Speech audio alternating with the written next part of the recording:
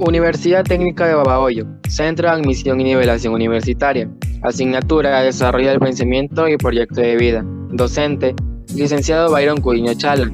Tema de proyecto, Habilidades Básicas del Pensamiento. Estudiante, José Campuzano Ordóñez, del curso de Enfermería Nivelación Matutina B. ¿Qué son las habilidades básicas del pensamiento? Son procesos mentales que permiten el manejo y la transformación de la información, que facilitan la organización y reorganización de tu percepción y tu experiencia para tratar con mayor claridad diferentes situaciones y dirigir tu atención hacia un fin determinado. Existen diferentes tipos de habilidades básicas del pensamiento. Las habilidades básicas son el sostén de procesos mentales mucho más complejos y exigentes. Dichas habilidades básicas son observación, comparación, relación, clasificación y descripción.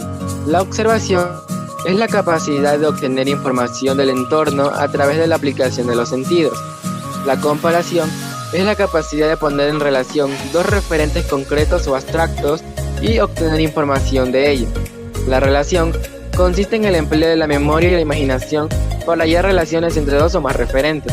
La clasificación es definir los tipos y diferencias entre un conjunto de referencias. Y la descripción es la capacidad de evocar un referente concreto en un tercero mediante el uso del lenguaje, sea verbal o no. A continuación, les daré más detalles sobre cada tipo de habilidad básica del pensamiento. Comenzamos con la observación. La observación es la capacidad del ser humano de mirar con atención y de distinguir un objeto, una persona o una situación a través del sentido de la vista. Es uno de los métodos de percepción y de captación de información acerca del mundo que rodea al individuo. La observación la usamos de manera cotidiana en las actividades que desarrollamos día a día, desde las acciones más simples como abrir una puerta, elegir la ropa que nos vamos a poner, hasta actividades más complejas como leer y comprender un texto, elaborar un resumen y hacer una intervención quirúrgica, etc. Existen diferentes tipos de observación. En este caso les voy a nombrar dos de ellas, que es la observación directa y la observación indirecta. La observación directa es la que se produce cuando el investigador está en contacto sin intermediarios con el fenómeno observado, y la observación indirecta es la que está en contacto con el fenómeno pero se la puede observar a través de otros elementos cercanos o a través de su contexto. La observación tiene dos momentos, el momento concreto y el momento abstracto. El momento concreto tiene que ver con el uso de tus sentidos, tacto, oído, vista, olfato y gusto, para captar las características de la persona, objeto, evento o situación que estás observando. El momento abstracto tiene que ver con la reconstrucción de los datos en la mente. El proceso de observación es el siguiente. Primero se define el propósito. Segundo, se formula preguntas. Tercero, se identifica características. Cuarto, se organizan las características de acuerdo a las preguntas. Quinto, se formula la descripción. Y por último, se verifica el proceso. La segunda habilidad básica del pensamiento es la comparación. La comparación es la acción e impacto de equiparar. Este verbo refiere a fijar la atención en dos o más cosas para reconocer sus diferencias y semejanzas y para hallar sus interacciones. Equiparar, por consiguiente, es cotejar.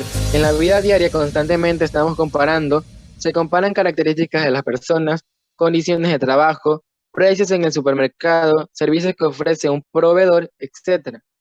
La comparación se fundamenta en la información que proporciona la observación. El proceso de comparación es el siguiente. Primero, se observa. Segundo, se identifican las variables que definen la comparación. Tercero, se define la variable entre otras más específicas. Cuarto, se especifican las características semejantes y diferentes correspondientes a cada variable. Y por último, se verifica el proceso. La tercera habilidad básica del pensamiento es la relación. La relación consiste en establecer nexos entre dos características de un objeto o situación referidas a una misma variable. El proceso de relación es el paso siguiente a la comparación, ya que en la comparación se establecen semejanzas y diferencias de manera independiente, y en la relación se llega un paso más allá en el procesamiento de la información, ya que se toman estas semejanzas y diferencias y se establecen conexiones entre ellas. Estas conexiones se expresan mediante la emisión de juicios, es decir, la afirmación o negación de algo. El proceso de relación es el siguiente.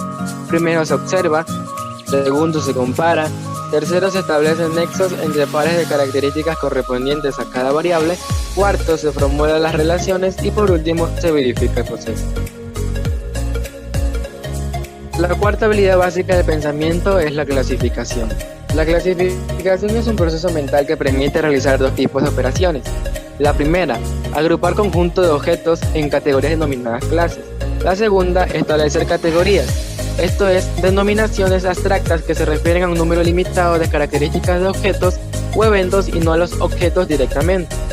Por medio de la clasificación organizamos el mundo que nos rodea, lo que nos permite comprender con mayor facilidad hechos y fenómenos, definir conceptos, hacer generalizaciones, etc. El proceso de clasificación es el siguiente. Primero se observa, luego se compara, luego se relaciona, después se define el criterio de clasificación, después se identifica grupos de objetos que comparten las mismas clasificaciones, luego se identifica el grupo de objetos que comparten las mismas características, luego se asigna a cada objeto la clase que corresponde y por último se verifica el proceso. Y la última habilidad básica del pensamiento es la descripción. La descripción es dar cuenta de lo que se observa. En un primer nivel de conocimientos, describir consiste en dar cuenta de las características de una persona, objeto, evento o situación. Una herramienta fundamental de la descripción es la utilización de preguntas guía, por ejemplo, para describir a personas, objetos, eventos o situaciones. Para describir a personas se utilizan las siguientes preguntas como ¿quién es? ¿Cómo se llama? ¿Qué edad tiene y a qué se dedica? En los objetos se utilizan preguntas como ¿qué es? ¿Qué tiene? ¿Qué hace? ¿Qué función realiza y para qué se usa? Y en los eventos o situaciones se utilizan ¿dónde? ¿Cuándo? ¿Por qué? ¿Quiénes? ¿Y qué pasó? Para realizar una buena descripción es necesario seguir los siguientes pasos. Primero, elaborar preguntas guías relacionadas con tu propósito de describir. Luego, fijar la atención en las características relacionadas con las preguntas. Tercero, se describe con base en un orden establecido previamente. Y por último, pregúntate, ¿qué hice para describir? ¿Cómo me aseguro de que mi descripción es clara, ordenada y precisa? Muchas gracias por su atención.